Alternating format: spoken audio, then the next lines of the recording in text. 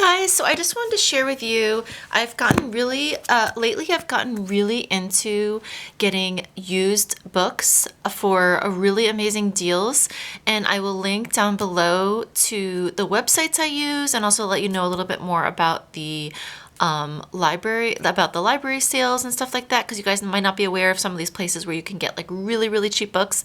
And so there's a few different websites. There's Better World Books, there's Thrift Books, Discover Books. I think there's one other one, but I think my favorite is Better World Books. They have just a lot of selection, a pretty large selection. You get like something like 20 or 25% off if you're new to the site.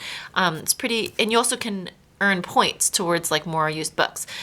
So the books might range in price. After the discount, the books might be as low as like maybe $3, but they range up to higher prices as well, just depending on how much people want the books, I guess. And then for library book sales, depending on if it's paperback, hardback, and what the library is, at least around me, it's usually like as low as 50 cents, as high as maybe $2, $3. And then there's also Goodwill. Goodwill also sells used books, and depending on your state. I've shopped at Goodwills in a few different states, and I've seen as high as $3 for used books and as low as maybe 50 cents for used books. So you want to just sort of like shop around, see what's in your area, check it out. And anyway, this is just a sort of sampling of some books I've gotten recently, some from websites, some from sales that are local. And I just wanted to share it because because I see that there's such an amazing selection. I've gotten really picky with the books. I really want them to be in really good quality. I want it to obviously be a really good book. I don't just want just any book to read. I want it to be like a good quality book.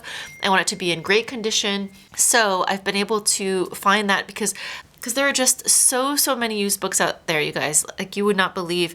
And it's crazy because, regular priced books, they can be as high, I've seen as high as like 15 or 20 or even higher for paperback books, like $22. I've seen like $22, $25, really high prices, even just for paperback books. So getting them for between 50 cents to like $5 is a really good deal. So anyway, here are just a few that I've recently found. So this is Toni Morrison, obviously very famous writer.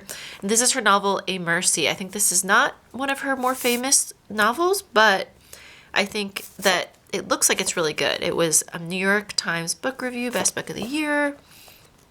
And yeah, it looks really interesting.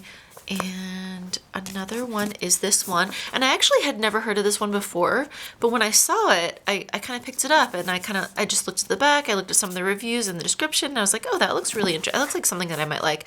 So this is Ahab's Wife, or The Stargazer. And it looks like an interesting story, and I really this type of story I've enjoyed in the past. And when you look at a book and they're just filled with reviews, like they even have reviews on the inside, and it's places like the New York Times, Washington Post, Los Angeles Times, then it's probably a pretty good book. But you also probably want to make sure it's something that you're interested in reading about, of course. And then this, you guys may have heard of, this is very famous. The Sun Also Rises, Ernest Hemingway. I know some people say Ernest Hemingway is a little bit maybe sexist. Some people don't like him as a person. I do like his writing though. And I know that his writing is pretty old. Yeah, it looks like, he published his books. Farewell to Arms, 1929. So some of his books are like 100 years old. Wow.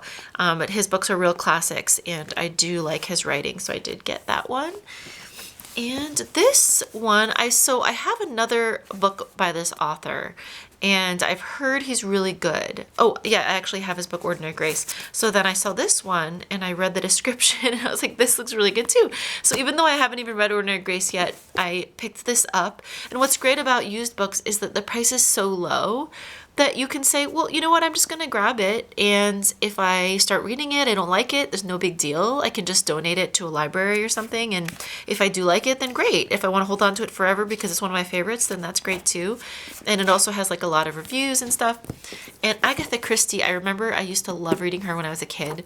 So she's just an awesome, really fun like mystery writer, and her books are pretty, not like super easy, but they're not really hard or really complex either.